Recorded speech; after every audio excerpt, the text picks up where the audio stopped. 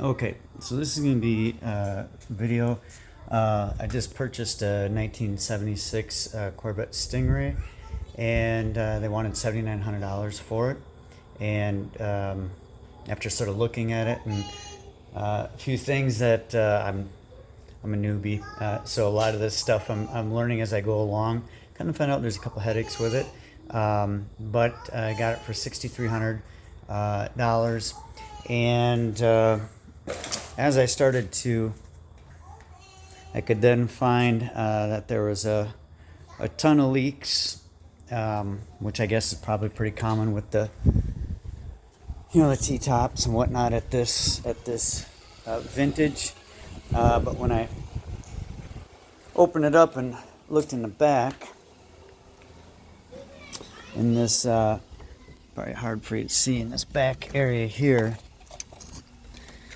it was completely filled with water, and as I kept going through it, so I took all the seats out because it was so musty and dirty, and when I took those out, there was a lot of evidence of like little acorns and things like that some mice at some point must have been up in here. The carpet they replaced, and as I'm digging back through there, I can tell that there's been some chewing on some of this stuff. So right now I'm just in the process of trying to get it cleaned up and get it somewhat presentable on the inside. The outside, it was repainted a few years ago. It's not the best paint job. There's a couple runs and stuff like that on it. But we're starting with some of the mechanics of it as well.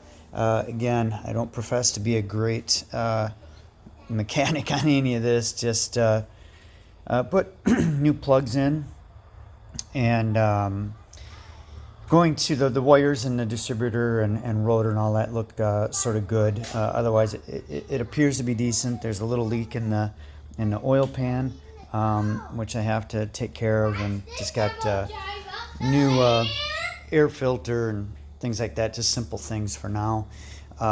But there's a big clunking sound once I had to drive it about an hour and a half while I'm replacing the seat belts too. Yeah, those things don't work. I took my son for a ride. Relax. And they didn't work. As you can tell, I got one happy kid, one grumpy kid, but whatever.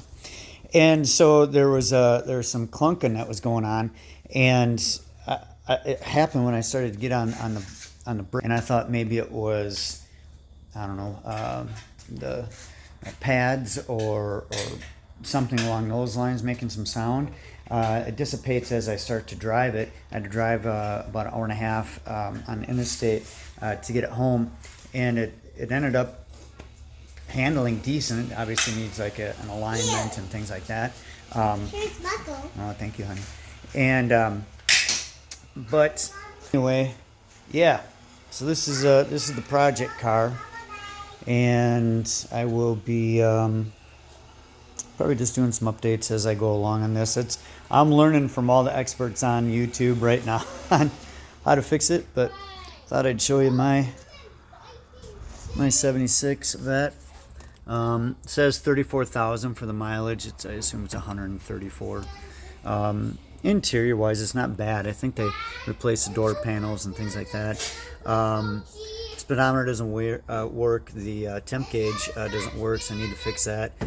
And I was so excited, I thought the 8-track was going to work. So a store here in town sells 8-tracks. I bought 5 8-tracks for $5. Doesn't work. Just the radio works. But anyway, yeah. Posted as far as how it looks. I love it. It's pretty awesome. And what it is, it's a cheap project car. Thanks.